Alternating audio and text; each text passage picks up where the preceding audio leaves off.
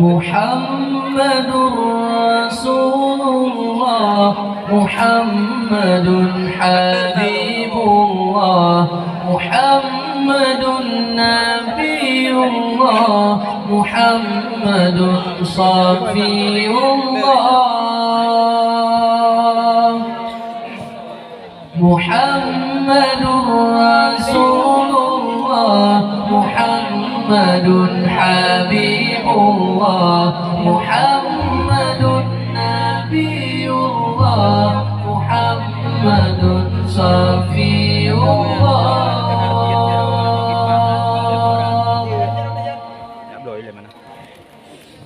هو آمن مأمون حامد محمود شاهد مشهود ناصر منصور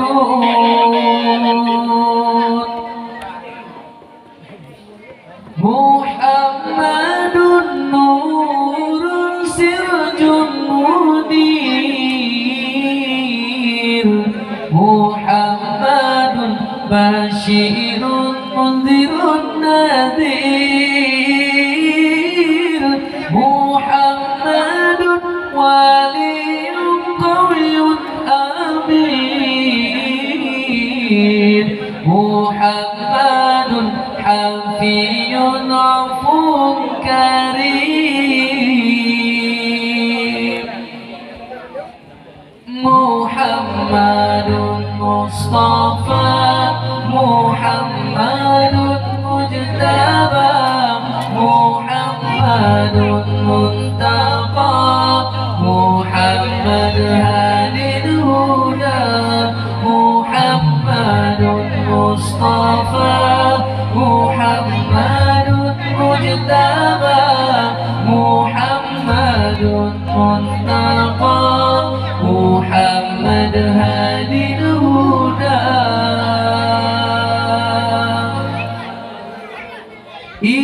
inilah sebahagian nama-nama Nabi Rasul Mustafa yang telah ada disebutkan di dalam kitab karangan ulama. Wahai insan, janganlah lupa kita sebagai umat Rasulullah, kehidupan kita tak akan mulia bila tiada perjuangan Rasulullah.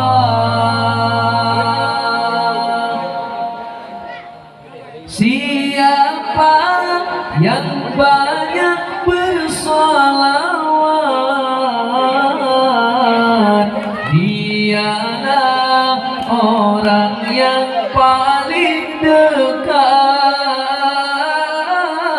bersama Rasulullah di akhirat, selamat mendapatkan syafaat. Berbahagialah kita bila bertemu Nabi, keselamatan kita selalu akan diberi. Berbahagialah kita bila bertemu Nabi, keselamatan kita selalu akan diberi.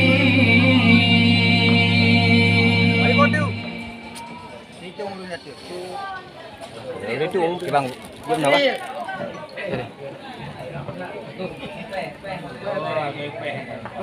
Muhammadur Rasulullah Muhammadun Habibullah Muhammadun Nabiyullah Muhammadun Safiyullah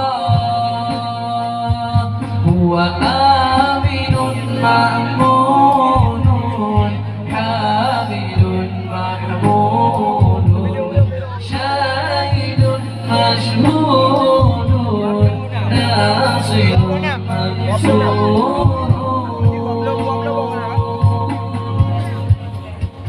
Muhammadun nurun sirajun munir, Muhammadun basyirun mundhirun nadhir, Muhammadun waliyyun qawiyyun amin,